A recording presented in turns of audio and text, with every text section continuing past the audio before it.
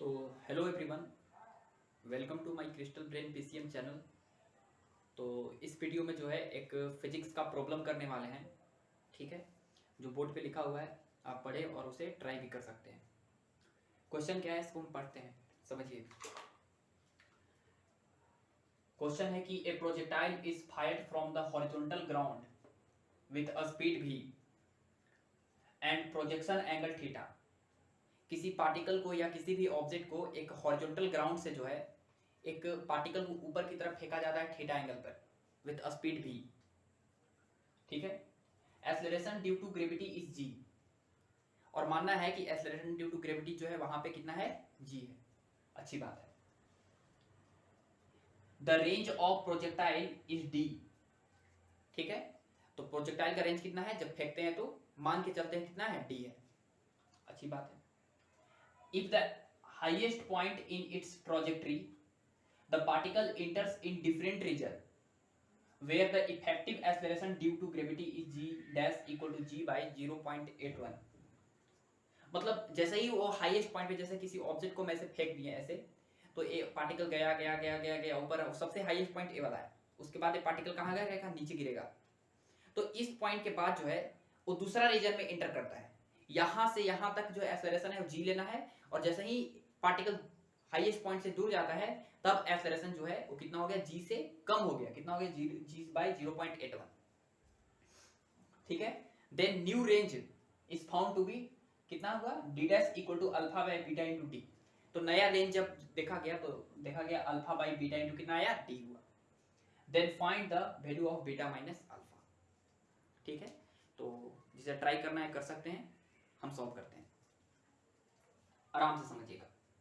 पहले एक हम फिगर बनाते हैं। ठीक है, जैसे फिगर क्या बनेगा कि यहां पर हमारा एक हॉरिजॉन्टल ग्राउंड है, इस तरह से हॉरिजॉन्टल ग्राउंड है, और यहां पर एक ऑब्जेक्ट है यहां पे, और इसको इस तरह से फेंका गया। ठीक है, इस तरह से किसी न किसी वेलोसिटी लेट्स v से फेंका गया, और let's this angle is theta. और ये जो है पार्टिकल का क्या है, हाईएस्ट पॉइंट है। हाईएस्ट पॉइंट पर से सबसे ऊंचा वाला पॉइंट। इसके बाद जो है पार्टिकल वो गिरेगा नीचे। सबसे हाईएस्ट पॉइंट यहीं तक है। ठीक है, अच्छी बात है। इस मैक्सिमम हाइट को हम निकाल सकते हैं, कितना आएगा, u। मैक्सिमम हाइट का फॉर्मूला होता है कितना, सबको पता रहना चाहिए। मैक्सिमम हाइट का फॉर्मूला होता है u square sine square theta upon 2g। ये होता है, ये होता है मैक्सिमम हाइट का फॉर्मूला। तो मैक्सिमम हाइट जो अकरिंग हुआ इस पार्टिकल का, इस ऑब्जेक्ट का, वो कितना हुआ, वो हुआ v स्क्वायर। यहाँ पे वेलोसिटी कितना है, v है, v square sine square theta upon कितना, 2g।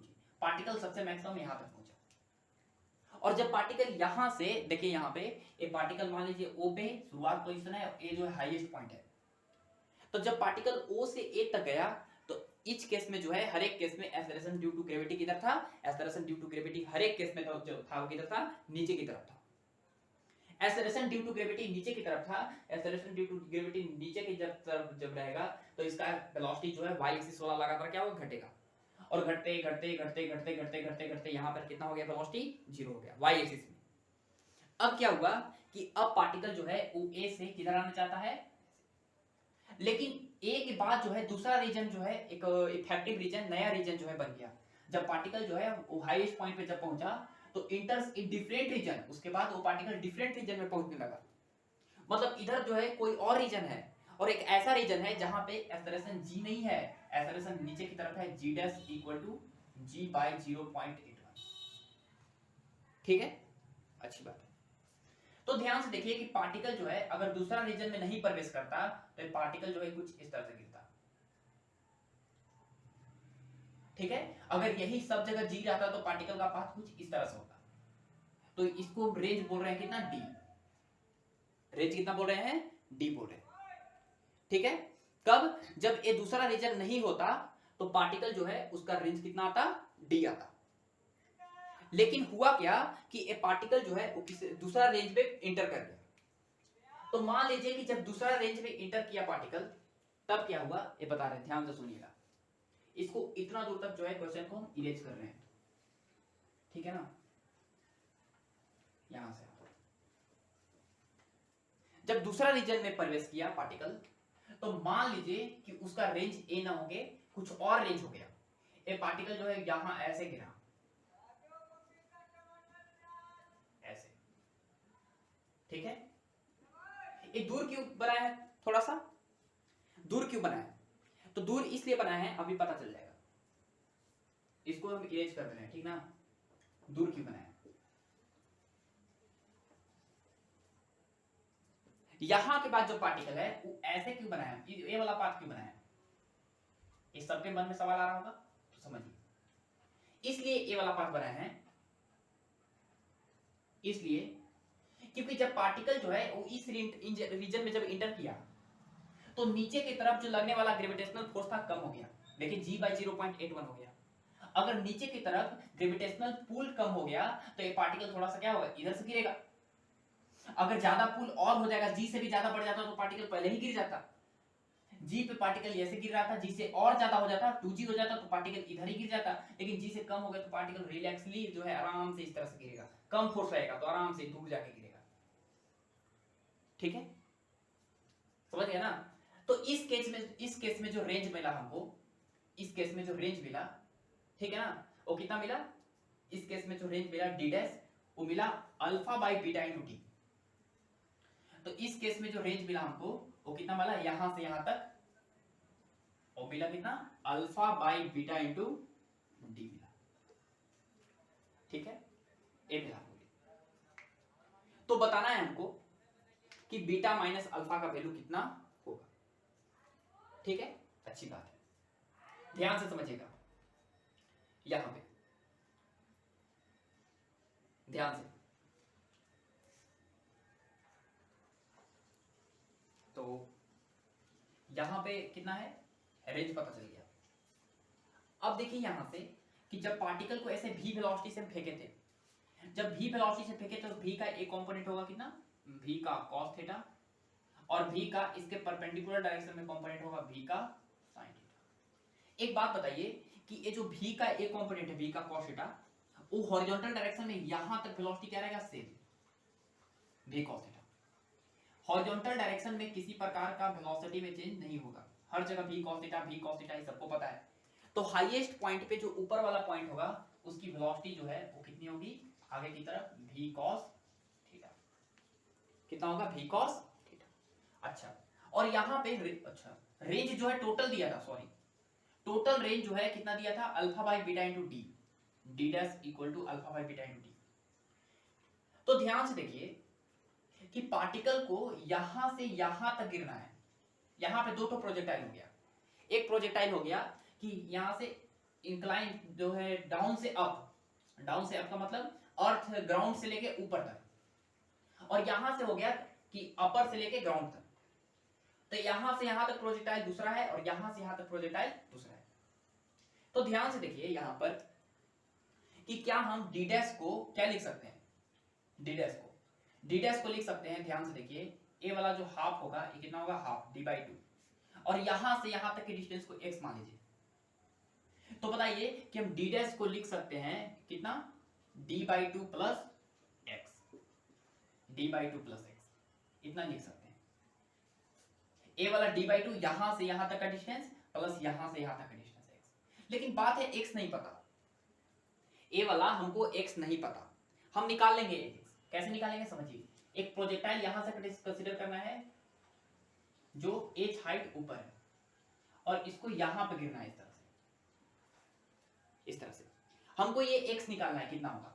ध्यान से देखिए कि सामने की तरफ वेलोसिटी है v cos थीटा, ठीक है। अच्छा, y डायरेक्शन में किसी प्रकार का वेलोसिटी नहीं है, y एक्सिस में वेलोसिटी कितना है, शुरुआत में 0, uy इक्वल टू लिख रहे हैं 0, ठीक है। और एक्सेलरेशन ड्यू टू ग्रेविटी जो है हमेशा नीचे लग रहा है ऐसे, इसलिए पार्टिकल नीचे गिर रहा है, और वो एक्सेलरेशन ड्यू टू ग्रेविटी का वैल्यू है g बाय कितना, 0.81, g dash equal to 0 g by 0.81।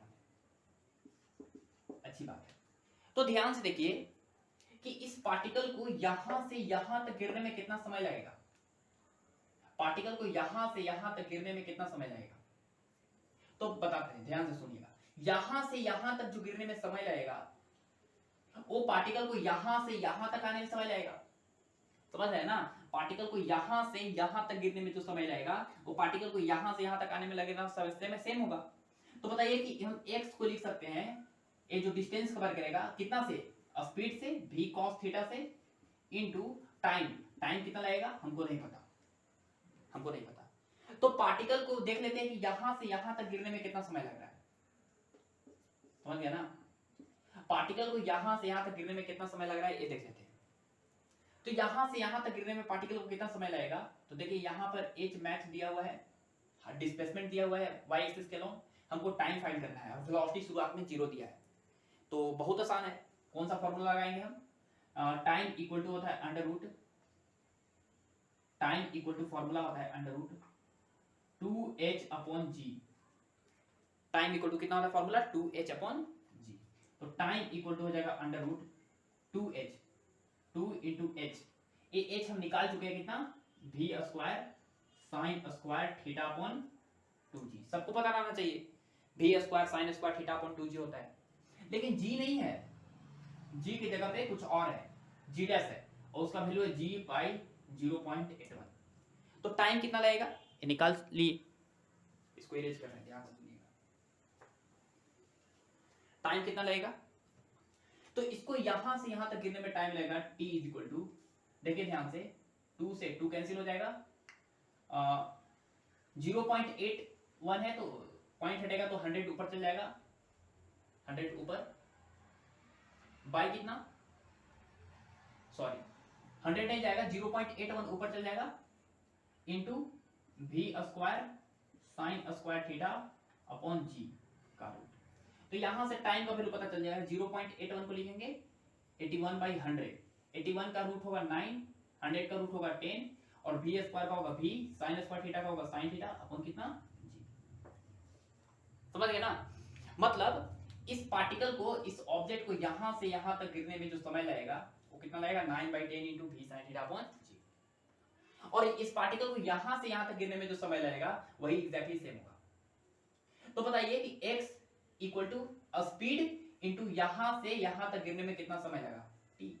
तो यहां पर डिस्प्लेसमेंट पता चल गया, x equal to u cos theta, माने v है v cos theta into time, time कितना है of course 9 by 10 into v sine theta, ठीक है। तो यहां से पता चल गया कि 9 बाई 10, 9 बाई 10 दिख रहा है ना, 9 बाई 10 कितना हो जाएगा, v square sine theta into cos theta upon g। ये पता चल गया हमको कि डिस्प्लेसमेंट जो हुआ यहां से यहां तक वो हो गया 9 by 10 into v square into sine theta into cos theta upon g। अच्छी बात है, एक काम कर रहे हैं, ध्यान से सुनिएगा, यहां पर हम 2 से मल्टीप्लाई कर रहे हैं, 2 से डिवाइड कर रहे हैं। क्यों ऐसा किए, इसलिए किए क्योंकि ए वाला क्या बन गया, ध्यान से देखिएगा, ए वाला 2v square sine theta into cos theta upon g क्या होता है, देखिए एक प्रोजेक्टाइल है जिसको v वेलोसिटी से फेंका गया और उस केस में रेंज दिया हुआ है सवाल में d और थीटा एंगल पे फेंका गया, तो उस d को हम लिखेंगे 2v स्क्वायर वेलोसिटी से कितना फेंका गया, v square into sine theta into cos theta upon g। ये होता है बेसिकली हमारा रेंज का फॉर्मूला, ये होता है बेसिकली रेंज का फॉर्मूला, मतलब ये d दिया हुआ है सवाल में तो बेसिकली ये d के बराबर है। तो हमारे पास पता चल गया कि x का वैल्यू आ गया 9 by 10 to the 20 into d। फिर हुआ मतलब x का वैल्यू पता चल गया कितना, 9 बाई 20 इंटू d। तो d dash is equal to हो गया d बाई 2 प्लस x के जगह पे लिखेंगे 9 बाई 20 इंटू d। देखिए d d क्या हो गया, कैंसिल। ध्यान से देखिए कि सवाल में d डैश इक्वल टू, सवाल में पहले से दिया हुआ था, हम नहीं लिख रहे हैं यहाँ पे, सवाल में दिया हुआ था, इरेज कर दिए alpha by beta into D. तो अगर हम यहाँ पे alpha by beta into D लिखते हैं तब तो डी डी कैंसिल हो जाता। तो बताइए कि alpha by beta is equal to पता चल गया 2 और 20 का एलसीएम होगा 20, यहाँ पे 10 प्लस 9 तो 19 बाई 20। तो अल्फा बाई बीटा का वैल्यू पता चल गया कितना, 19 बाई 20। तो बताइए कि alpha by beta is equal to 19 by 20 है, तो बीटा माइनस अल्फा कितना होगा, सवाल में यही ना, beta minus alpha equal to 20 minus 19 equal to कितना 1। तो इस सवाल का फाइनल आंसर हमारा कितना होगा, 1 होगा। ठीक है, ये था हमारा सवाल। चलिए, ऑल द बेस्ट।